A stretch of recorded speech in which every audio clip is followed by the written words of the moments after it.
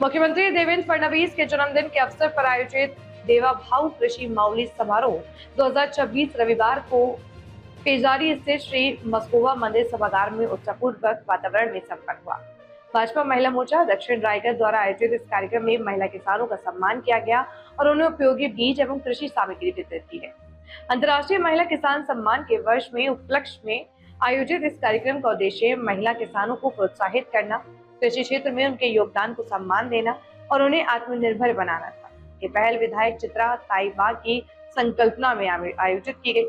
कार्यक्रम में कई गणमान्य लोग उपस्थित रहे। महिला मोर्चा के जिलाध्यक्ष डॉक्टर श्रीमती चित्राताई पाटिल और श्रेयताई कुंटे के विशेष प्रयासों से कार्यक्रम सफल रहा। सैकड़ों महिला किसानों ने भाग लिया और आयोजकों का आभार जताया। ये आयोजन महिला सशक्तिकरण और कृषि विकास की दिशा में महत्वपूर्ण पहल माना गया है।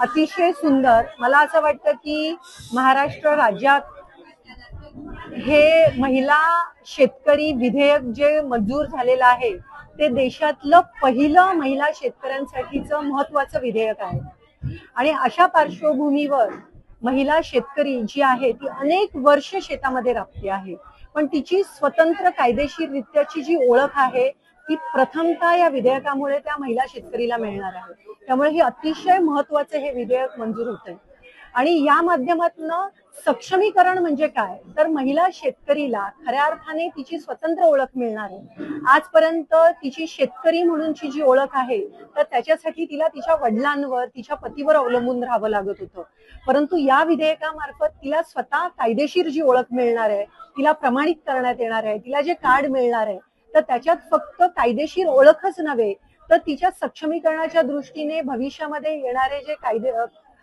शेतीविषयक जे अनुदान असेल, कृषी अनुदान असेल, त्याचप्रमाणे पीक विमा असेल, बियाणं असेल, प्रशिक्षण असेल, कर्ज असेल, अशा अनेक गोष्टींमध्ये तिला ह्या स्वतंत्र ओळखीद्वारे तिला लाभ मिळणार आहे। आज महिला शेतामध्ये अनेक वर्ष राबत होत्या, परंतु त्यांची स्वतःची ओळख नसल्यामुळे ह्या योजनेचा लाभ त्यांना डायरेक्टली होत नव्हता, परंतु भविष्यामध्ये ह्या योजनांचा लाभ त्यांना डायरेक्टली होईलच। पण जरी त्यांच्या नावाने सातबारा नसला तरी अशा महिलांना ज्या ह्या गोष्टीमध्ये बसता आहेत त्यांना प्रमाणित करण्यात येणार आहे। त्यामुळे विना शेतीवाल्या ज्या काही महिला असतील किंवा विना जमीनवाल्या ज्या महिला असल्या तरी तत्सम जे व्यवसाय असतील त्याच्यामध्ये पशुपालन येत आहे, कुक्कुटपालन येत आहे, दुग्ध व्यवसाय येतो आहे, वनावरचे जे काही व्यवहार असतात ते जे व्यवहार असतील तर अशा सगळ्या गोष्टींसाठी त्यांना प्रशिक्षण मिळणार, लाभ मिळणार आणि ह्यामुळे हे विधेयक महिला शेतकऱ्यांसाठी खूप महत्त्वाचं आहे। तर काय सांगाल, आज महिला सक्षमीकरणाच्या दृष्टीने शेतकऱ्यांना पीक वाटप देवा भाऊंच्या वाढदिवसानिमित्त केलेले आहेत, काय आपली प्रतिक्रिया आपण कृषी तपास? निश्चितपणे जे भारतीय जनता पक्षाचे सरकार आहे ते शेतकऱ्यांसाठी काम करत आहे। आपण पाहतोय 56 लाख लोकांना कर्जमाफी देऊन एक मोठा दिलासा शेतकऱ्यांना या सरकारने दिला आहे आणि आपल्या रायगड जिल्ह्यातील विशेष करून बघितलं तर रायगड जिल्ह्यामध्ये जवळपास 8,900 शेतकरी या ठिकाणी त्यांना कर्जमाफी मिळणार आहे आणि त्यामध्ये 6,354 जणांची यादी ही सहकार खात्याकडून मान्यता प्राप्त झाली आहे। निश्चितपणे येत्या काळामध्ये महिलांना पूर्णपणे सक्षम करून महिलांना मूळ प्रवाहात आणण्यासाठी केलेला प्रयत्न आहे।